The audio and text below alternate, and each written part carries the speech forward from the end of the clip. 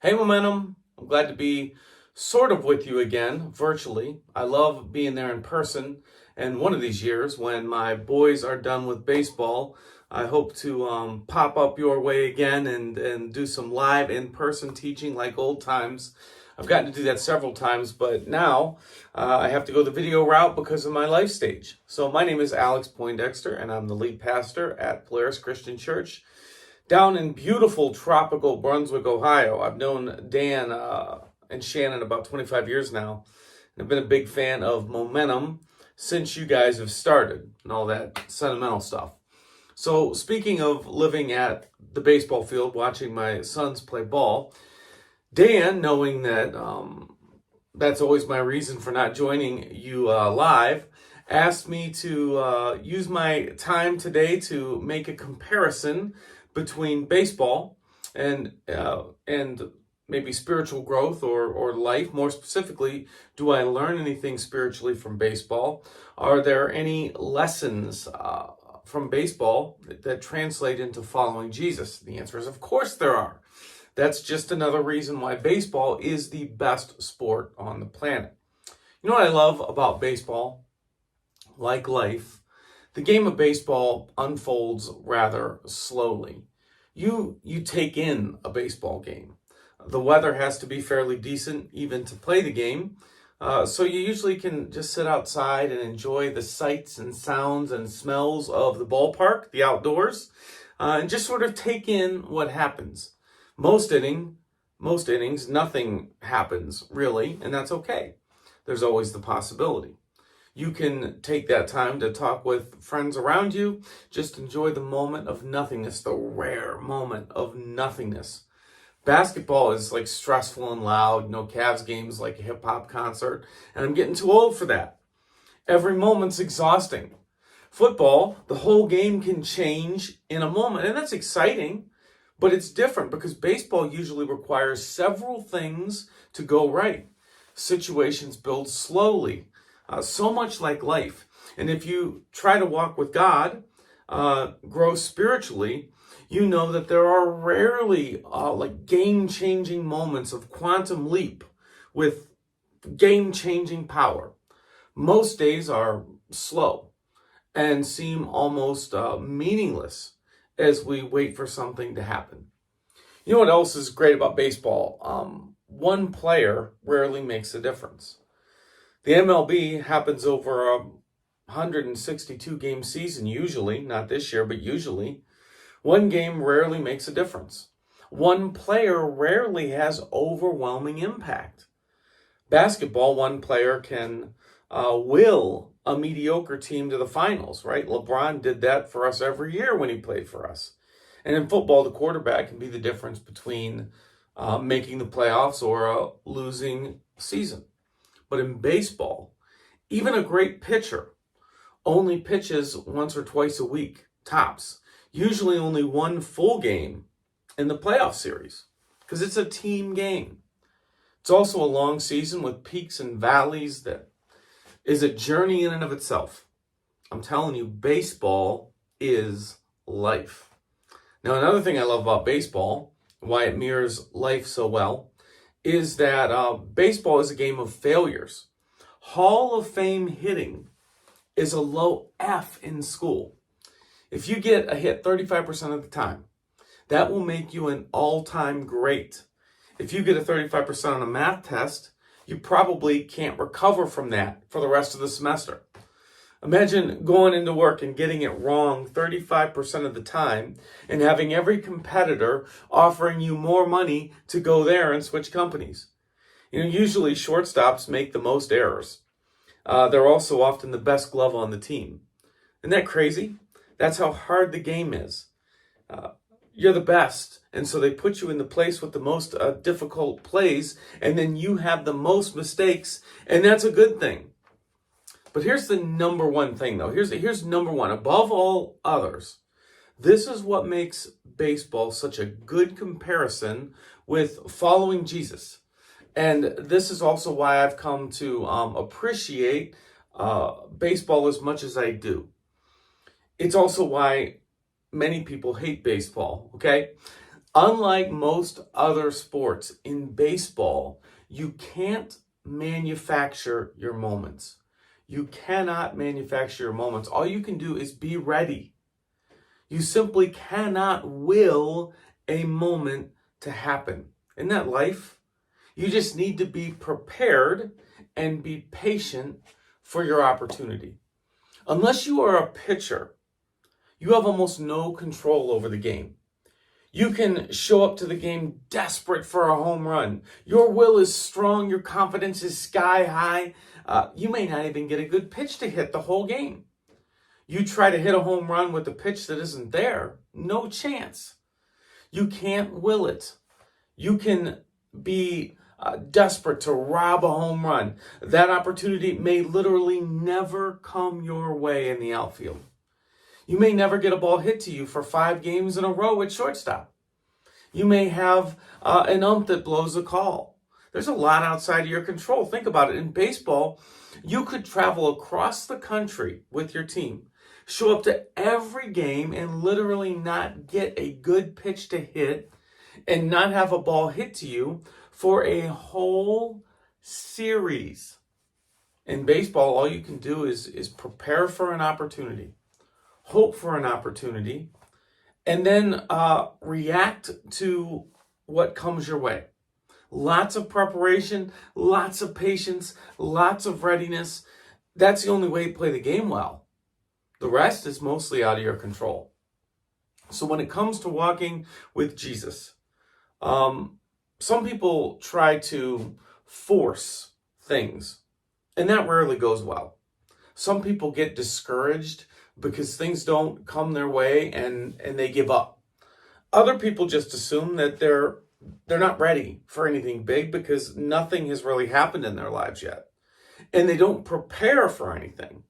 For some, they think only of their errors and they rule themselves out. So there's a lot we can learn from baseball. So let's talk about that a little bit. I want to talk about how life with God can often be frustrating because our moments, those changing moments seem elusive. Maybe you want to be used by God. Maybe there's something that you want God to do through your life. You want God to show up in your life in some way. Maybe you would just like to feel some kind of connection with God. Things may not happen as quickly as what we would like, and so we just give up. One of the things I love most about the Bible is that it does not airbrush its heroes like most ancient writings do. Most of the Bible's heroes are draped in failure and reluctant to follow through when God finally does ask them. So let's look at Moses for a minute. Everyone has at least heard of Moses. He's no doubt one of the most famous humans to have ever lived. If there is a Bible Mount Rushmore, Moses is certainly on it. Moses has been a shepherd for a while. He wasn't particularly interested in being used by God. He was actually on the run for murdering a guy.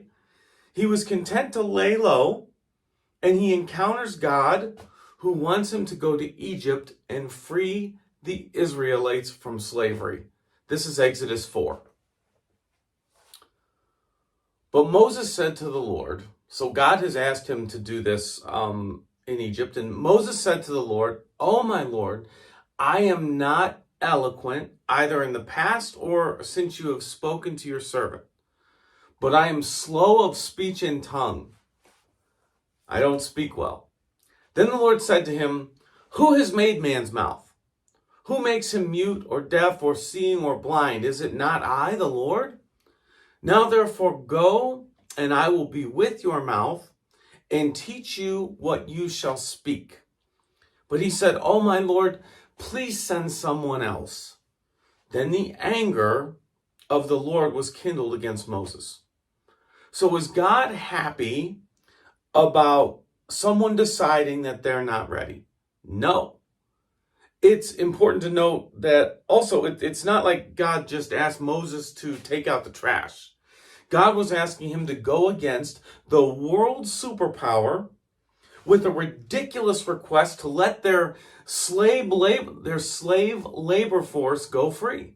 Still, God accepted no excuses. He expected that Moses would be obedient. He expected it. He expected obedience. Having told Moses that he was in fact ready to go and do that task for God. What can we learn from that? What we can learn is that when God asks us to join his work, we can expect that our first reaction will probably be one of resistance. We will look to disqualify ourselves from service to God for any number of reasons. We're quite good at ruling ourselves out. Here's what I want you to see from that. Just because no opportunity has come your way yet, that's life. Life is like baseball. You can't just get immediate pitches right down the middle. You can't will a ball to be hit your way. Opportunities will come. God has things for you to do. They will come. If you've decided that it hasn't happened yet, and therefore it ain't gonna happen, you'll miss the opportunity. You might first ask yourself if you even want it to happen, really. A lot of people just get caught up in the day-to-day and never really even look for anything to happen to them. They never look to be used for God. They get caught up in the day-to-day and never even look for anything. Sometimes we rule ourselves out because deep down we don't feel worthy of the opportunity. And I think this was probably Moses' deal. He just didn't feel worthy of the opportunity, so he made excuses. So when it comes to really connecting with God, and especially when it comes to being used by God in life, we have to ask ourselves if we really even want to. And then it's important to look at our lives for ways that we are avoiding those opportunities, because they are going to be there. When we rule ourselves out or give up on believing that God has anything for us, like anything for us to do, three things happen, and none of them good. We miss out on the fulfillment of being used by God. Okay, we miss out on the fulfillment of being used by God. So much of our growth and joy in life comes through doing things, meaningful things for God. And over the years, I've seen people get stuck in a cycle of leaving churches every few years because they just aren't getting what they need or growing spiritually. They just aren't growing. They're stuck. And they're stuck because they're just learning more and never actually saying yes to doing anything for God. Okay, the second loss, second way a person misses out by not doing anything for God, actually serving God, they miss out on what God wanted them to find through you. And let me say that differently. The person that God wanted you to help misses out on what they could have experienced through you. So many neighbors are living apart from God because their neighbors or friends haven't felt ready to invite them along in the spiritual journey that they're on.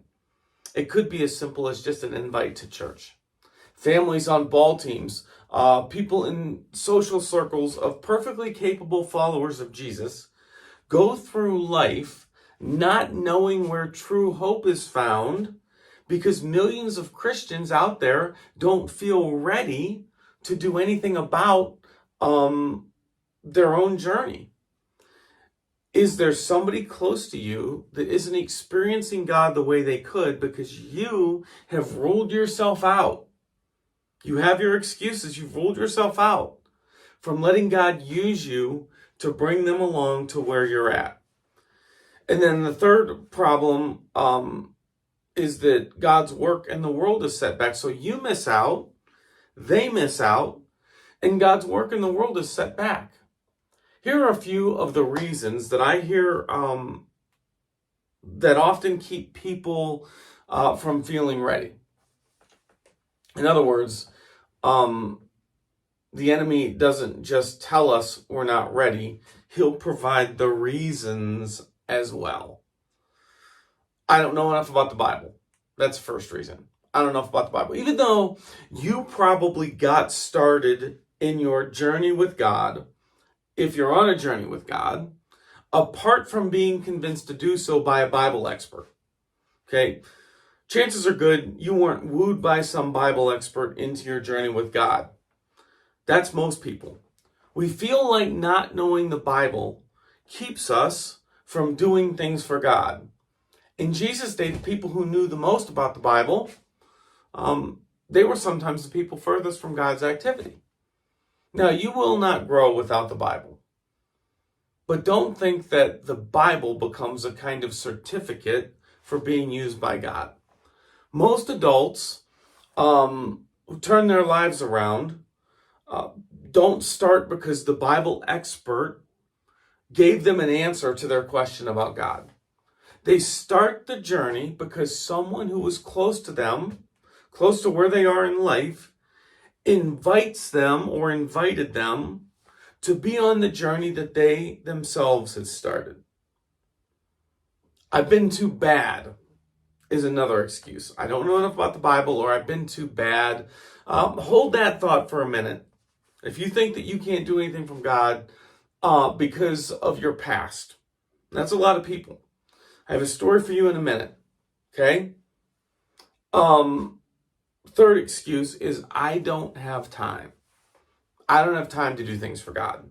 Now listen, Kirk Herbstreit has the same amount of hours in his day as you do. And that dude is everywhere all the time. We have time to do the things that we want to do with our lives. That's a total lie, and I'm as guilty of it as anyone. And using it as an excuse, when we use it as an excuse that we don't have time. Okay, that is a lie. We have time. I use the excuse. You use the excuse probably, maybe. We don't have time to do things for God. That's a total lie. We may even believe it. It's still a total lie. We have plenty of time. And it's time that we look for opportunities that God has around us to build God's kingdom. Do any of those common excuses fit things that roll through your head? Don't beat yourself up. Just change your mindset and get to work. If you want to follow Jesus, you must regularly renew your mind with truth from Scripture. And if you've been missing something, remind yourself of what is true. So here is truth from Ephesians 2:10. Game changer verse in the Bible. For we are God's workmanship, created in Christ Jesus for good works, which God prepared beforehand that we should walk in them. God is doing something through you and has good things that have been pre-planned for you to do. Opportunities are around you and waiting for you. God said this to the Ephesians, who were a train wreck of humanity. Ephesus was a crazy place with colorful customs, some very far from God.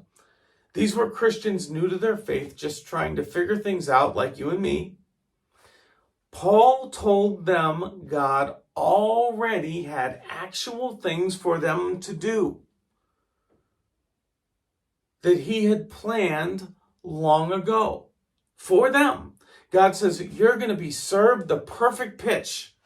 I have home runs planned for you. We don't know when, but be ready. I have one more quick gospel story for you, and this verse is Mark 5:20. One verse in the Gospel of Mark. I'll read it and tell you the story. Here's the verse. He went away and began to proclaim in the Decapolis how much Jesus had done for him, and everyone marveled. Now that sounds like a powerful evangelist or minister for God, right? The Decapolis was the name of a 10-city region. This man went all over the 10 cities and proclaimed what Jesus had done in his life. That took skill, right? That took time. He must have gone through intense ministry training for months or years to have that kind of success, right? No. The verse follows an encounter where a demon-possessed man who lived in a cemetery, pretty freaky, right? It says he would scream out and cut himself. He was out of his mind. They tried to chain him, and he would break the chains with his strength. Jesus comes along and casts out his demons. He gets cleaned up, and he begs Jesus to join him for training. He wants to go along with Jesus. Jesus tells him no. Just go out and tell people what God has done for you. Then get this. He just does it. He goes. The guy who was possessed by a demon or a group of demons in the morning, when he woke up, he ended up more willing than Moses was to do things for God by that afternoon. He just went. He was demon possessed. He was cured, and he was more willing than Moses to go out and serve God by the afternoon. Closing thought. Ephesians 2:10 gives you the truth that God has things for you to do. He's got home runs out there ready for you to hit. He has opportunities just for you. If you doubt that, you're believing a lie. If you don't want that, you are missing out on God's best for you. Like baseball, believe your opportunity will come. Be ready to seize it. Be aware of what's going on around you, always in the game, always in the moment. God could use you at any moment in anyone's life out there. Then take the risk. Have the spiritual conversation. Give the invite to a friend at church. Tell someone about the difference Jesus has made in your life. Join the ministry opportunity somewhere at Momentum or in the community. Go for it. Play ball. You're missing out on life's best if you don't. Thanks for having me, Momentum.